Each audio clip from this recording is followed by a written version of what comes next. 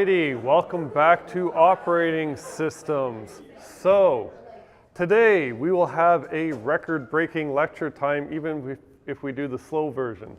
So, I will stick around for the remaining of the time, but you should start working on Lab 6 so you're done it well ahead of the final, which unfortunately is the first weekend of exams, which kind of sucks.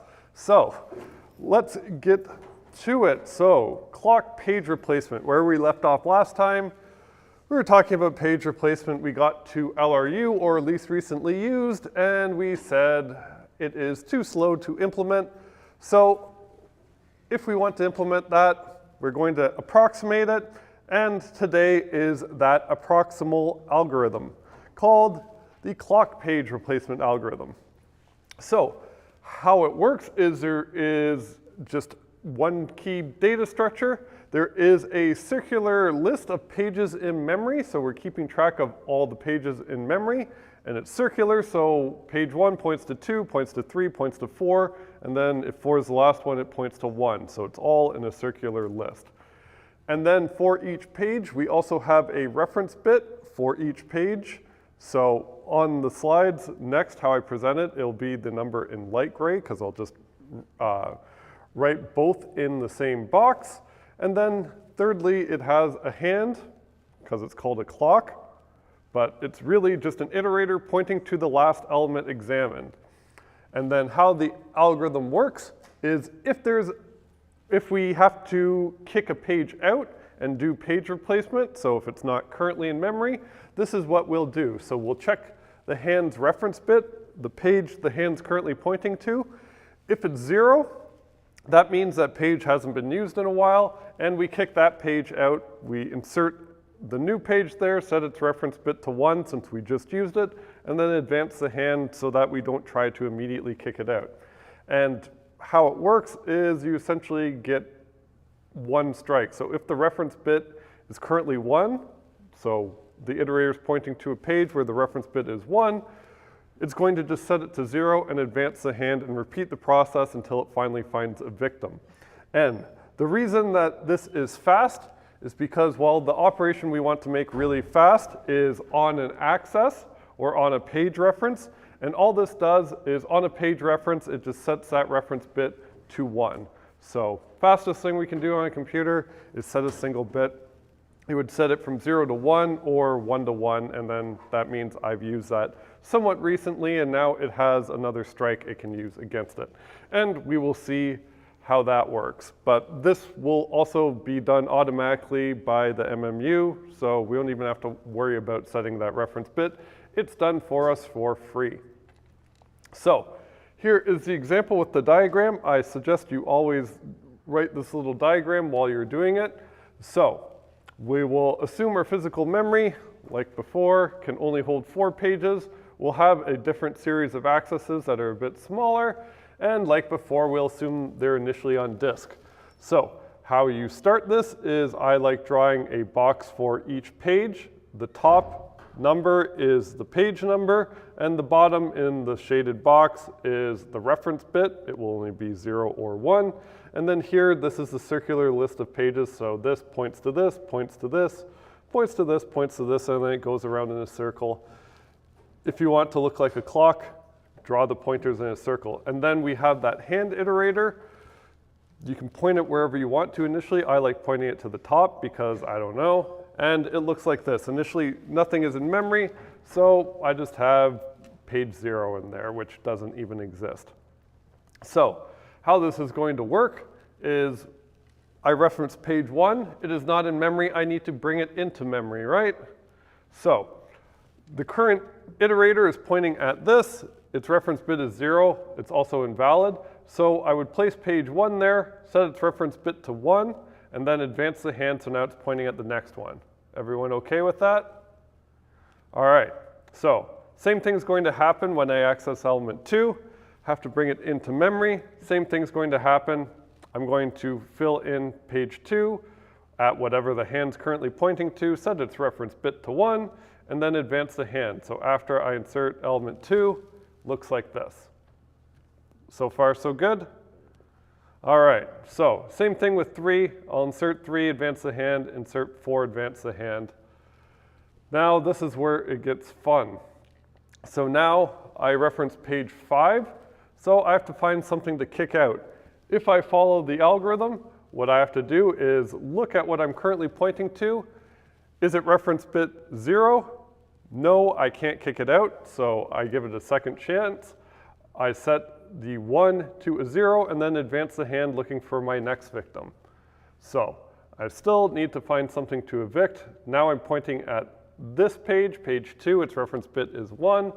So I can't kick it out just yet. I have to set its reference bit from 1 to 0, advance the hand, and I do this for every single element, which seems like a lot of work. So shortcut is if everything is a 1, then keep the hand where it is and just change all the 1s to a 0, because it's just going to go around the entire time giving everyone a strike anyways. So if you want to do it faster, that is what I suggest you do. So now we're currently pointing at page 1. Its reference bit is 0, so we're kicking that one out, right? So we kick out page 1, replace it with page 5. Its reference bit is a 1. And now we advance the hand and we are pointing at page 2. Reference bit is 0. So everyone okay with that access? Fun journey around the clock, around the world? All right, so now what happens when we access page 2?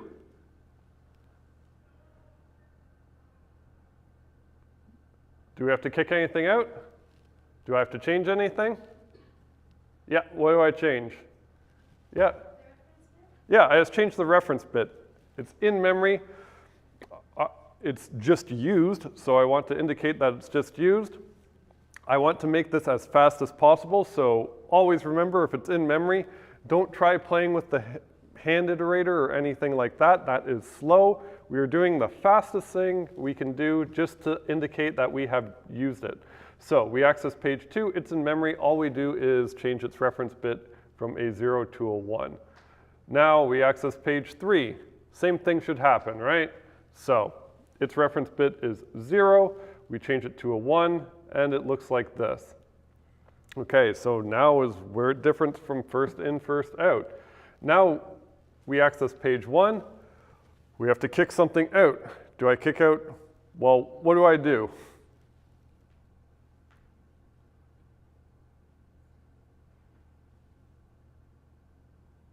Yeah. You kick out 4? I kick out 4. That's too many steps you're skipping for me. What do I have to do? I'm looking at element 2. What do I do? Set the reference bit to 0. Yeah, so I can't replace page 2. Reference bit goes to from 1 to a 0. I advance the hand. Set the reference bit for 3 to 0. Yeah, same thing for 3. 3's reference bit goes from 1 to 0. And now I'm pointing at 4, so now I can evict 4. So 4 is out of here. I'm replacing it with page 1 and setting its reference bit to 1 and then advancing the hand. And after I insert, I advance the hand. Otherwise, the next reference I do is going to set its reference bit from a 1 to a 0, and then there's going to be a strike against it, even though it's the last thing we just accessed. So that's how you can remember that too. It should make sense. All right, now we access page 2. It's already in memory. We set its reference bit from a 0 to a 1. Same thing for page 3. We've set it from a 0 to a 1. So everyone okay with the clock? If I put on the final exam, you can do this? Perfect. It's on. Well, it's not on yet, but it will be. So if you were doing the page, so that's what you have to keep track of all the pages. You still have to write all of the pages you replaced. So while you're doing that, to keep track of each access, you should be drawing this as well. So our first 4 accesses, like before, we bring them into memory. Then, like before, when we access page 5, we kicked out page 1. So it looked like that. Page 2 and 3 were in memory. And then we access page 1. This is where we didn't kick out page 2. We didn't kick out page 3. We kicked out page 4. So our normal diagram would look like that. That is our page fault. And then 2 and 3 were hits. So in total, we had what, 6 page faults, right? All right. So was that fun? So do we want to do this with the clock, the example we showed before? Yes? Sure. All right. So let's do this. Probably, if we do the short version, won't take too long as well. So in this case, I assume memory holds 4 pages, so I should draw my little clock. So 1, 2,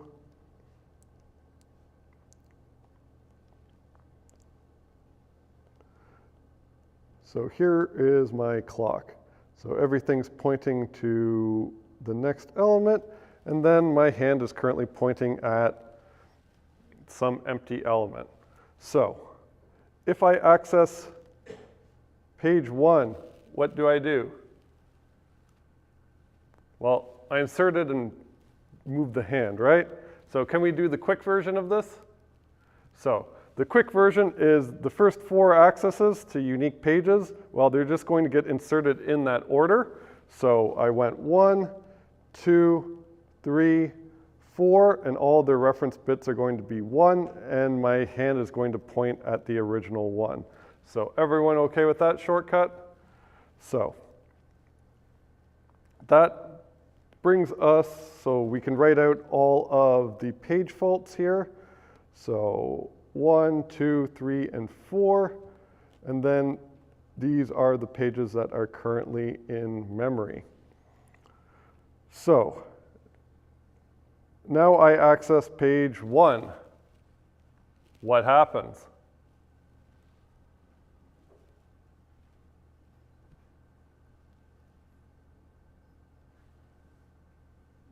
Nothing. So nothing, its reference bit is already 1. If it makes you feel better, you can, delete that 1 and then write a 1. Up to you. I can't tell you what makes you feel better, but nothing really changes. I could change 1 to a 1 or keep it. So nothing happens. Nothing happens to the clock I have on the side. Then I access element 2. Same thing, right? Its reference bit is already 1.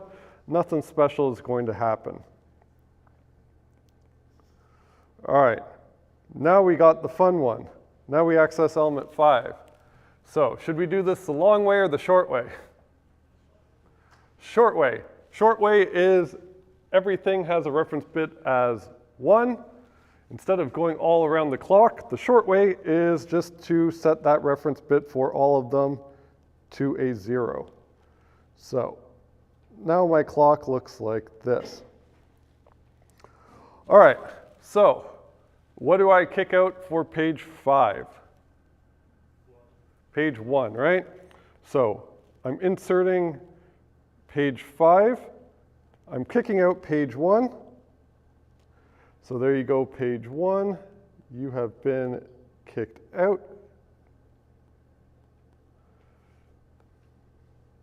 Page 5. Reference bit is 1. Am I done?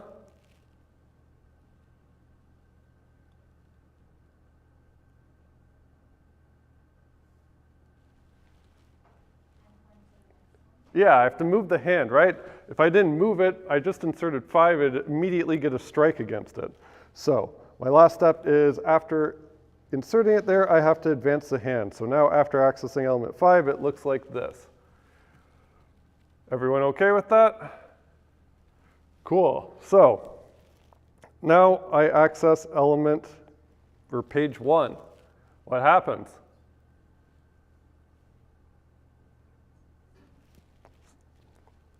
Yep. Kick out 2. All right, so I kick out page 2. I bring in page 1. I advance the hand. So I've kicked out 2 with 1, 5, 3. All right, so same thing's about to happen, right? This is starting to look a bit like FIFO. This is a really bad situation for the clock. So access element 2, well, I have to kick out something. In this case, I'm going to kick out 3 because that is what I'm pointing to. So I kick out 3 for element 2.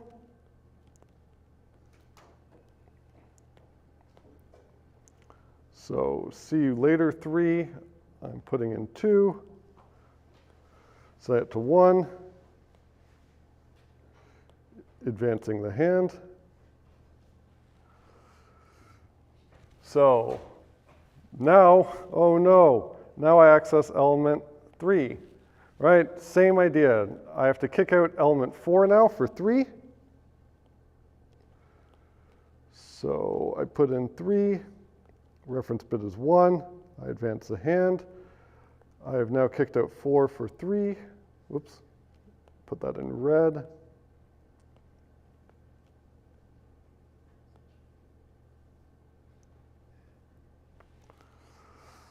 All right, now I access element 4. Oh no. Oh no, I have to kick something out, and this is hopefully getting fairly boring, right?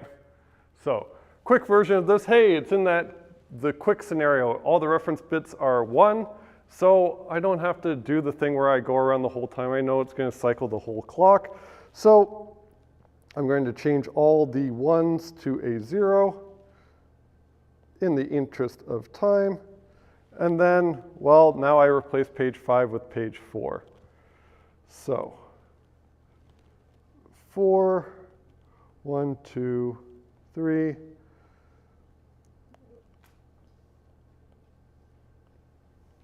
Insert page 4, reference bit is 1, advance the hand. And then similarly for the last access, well, I'm going to replace page 1 with page 5. It's going to look something like this. 1, 5. So that was fun, wasn't it? Turned out this case is exactly like FIFO. You can see the diagonal lines here. So turned out to be FIFO. Not the best illustration of the clock algorithm, but hey, it was fun, wasn't it? All right, any questions about the clock? We can all do it now? Perfect. Should be hopefully easy pickings. So a little bit of discussion, and then we can use the rest of the time. You should look at Lab 6 if you haven't already and ask me questions since I'm here, and get that done as soon as possible because, yeah, you do not want to be doing that while trying to study for the final and that stuff. So for performance, kind of like I said before, you might choose to disable swapping completely. So like I said, memory is cheap, quite high capacity. This happens transparently, so suddenly if your application uses more memory than there is physically on the machine, things will possibly go a lot slower. What you can do is just disable the system all completely. It's what Google does generally for their systems, because if you can buy performance, you just buy more memory. Memory's cheap, so don't even bother. I'd rather know when I run out of memory. So on Linux, if you run out of physical memory and there's no swap space or anything like that, it runs something called the OOM killer, or out of memory killer, where it basically just picks a process, SIG kills it, and then you have memory available. So if it was a smart algorithm, it would just pick Chrome, kill it, and then you have 10 gigs of memory now. Also, going back to pages, or like the page system. So more modern systems now will support larger page sizes. So basically they just delete the lowest level of page tables and use that space to hold a much larger page. So they'll be 2 to the 9 times bigger than our 4 kilobyte page, because that is the size of our index. So on some systems, especially Linux, you can actually have 2 megabyte pages. They're called huge pages, very creatively. And then if you eliminate 2 levels of page tables, that means each page is a gigabyte in size. They're called gigapages. Again, creative naming. The whole difference here is you trade off more fragmentation for more TLB coverage. Remember, the TLB is basically a cache for our page table entry lookups. What this is saying basically is if the TLB only holds 10 entries, let's say, and our pages were 4 kilobytes in size, then I can translate 40 kilobytes worth of memory with what is currently in my cache. If I use huge pages, then for the same 10 entries, I can now translate up to 20 megabytes worth of memory. And the big trade-off here is, well, if my program only uses, I don't know, 8 kilobytes of memory, which is only 2 pages, it would use all of that space, wouldn't waste anything. Remember, fragmentation is basically just wasted memory. But if I have a huge page and I use 8 kilobytes of it, then most of it is wasted. And, well, that is something that is fragmentation, so some things will not like that. So it's basically a trade-off like everything else. You'll get into more of these trade-offs if you happen to take 454. But most systems now will smartly choose when to use huge pages and when to not. All right, so now we can wrap it up. Wow, this is a record. So, clock algorithm. So, data structure, circular list of pages in memory, uses a reference bit to keep track of each page. That was the light gray or the bottom of the box. And then it has a iterator or a hand if you want it to look like a clock. That points to the last element examined. If I need to kick out a page, the algorithm is the thing that actually moves the hand and takes a while, which is okay if we just do it for page replacement. So, checks the hand's reference bit. If what it's currently pointing at is a 0, that one's out. I place the new page, set its reference bit to 1, and advance the hand so I don't immediately kick it out. If what I'm pointing at, the current reference bit is 1, I set it to 0, advance the hand, and repeat until I find a victim. And then the major part that makes this performant is for page accesses. If it's already in memory, we set the reference bit to 1. So if it's 0, it's a 1. If it's a 1, it can stay a 1, or like I said, it makes you feel better, you can delete a 1 and put a 1. Up to you. I would suggest just keeping it. All right, yeah, new record. So I'll hang around here. That is it for today. Told you, new record. So I'll hang around again, look at lab 6. Highly, highly suggest you do that.